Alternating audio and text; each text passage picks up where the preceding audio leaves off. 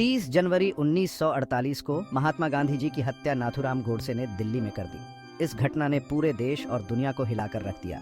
गोडसे, जो एक हिंदू नेशनलिस्ट था, उसे तुरंत अरेस्ट कर लिया गया। उस पर इंडियन पिनल कोड के तहत मर्डर का आरोप लगाया गया। ये मुकदमा, जो इंडियन लीगल हिस्ट्री में एक बहुत महत्वपूर्ण घटना थी, मई 1948 में दिल्ली के लाल किले में शुरू हुआ। इस मुकदमे की अध्यक्षता जस्टिस आत्माचरण ने की। प्रोसिक्यूशन टीम का नेतृत्व एक जाने माने वकील C.K. दफ्तरी ने किया। गोडसे का पक्ष V.O. ने रखा। इस मुकदमे ने जनता और मीडिया का बहुत ध्यान खींचा। देशी और विदेशी दोनों ही जगह के न्यूज़ वालों ने इसे खूब दिखाया। प्रोसिक्यूशन का मकसद था यह साबित करना कि गोडसे का गुनाह साफ है। उनका कहना था कि गोडसे ने पहले से योजना बनाकर, सोच समझकर गांधी जी की हत्या की थी। दूसरी तरफ डिफेंस की कोशिश थी कि गोडसे को ऐसे दिखाया जाए जो अकेला ही अपनी विचारधारा से प्रेरित होकर यह काम किया है। प्रोसिक्यूशन ने गोडसे के खिलाफ बहुत मजबूत केस पेश किया।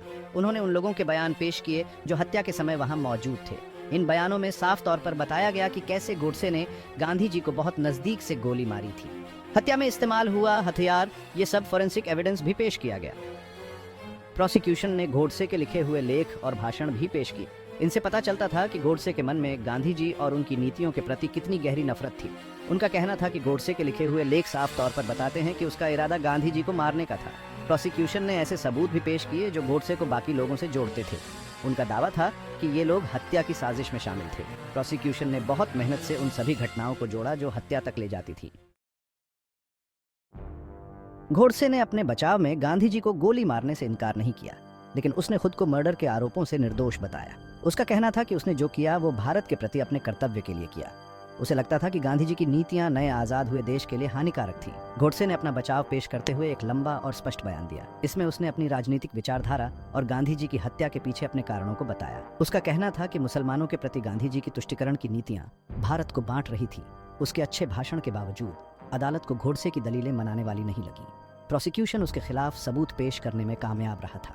8 नवंबर 1949 को गोडसे को सभी आरोपों में दोषी पाया गया। उसे फांसी की सजा सुनाई गई। चौथा भाग, सावरकर का मामला। एक जाने माने हिंदू राष्ट्रवादी नेता विनायक दामोदर सावरकर का नाम भी हत्या की साजिश में आया।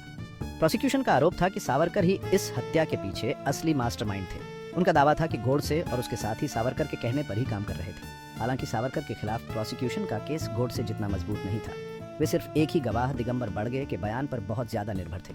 बड़गे ने दावा किया कि उसने सावरकर और गोडसे के बीच हत्या की साजिश पर बातचीत सुनी थी। सावरकर ने हत्या में किसी भी तरह की संलिप्तता से साफ इनकार किया। उनका कहना था कि उनके राजनीतिक विरोधी उन्हें फंसा रहे हैं। अदालत बड़गे के बयान से सहमत नहीं हुई और सावरकर को सभी आरोपों से बरी कर दिया। सावरकर को बरी करने में पुष्टिकारक सबूतों की कमी ने बहुत बड़ी भूमिका निभाई।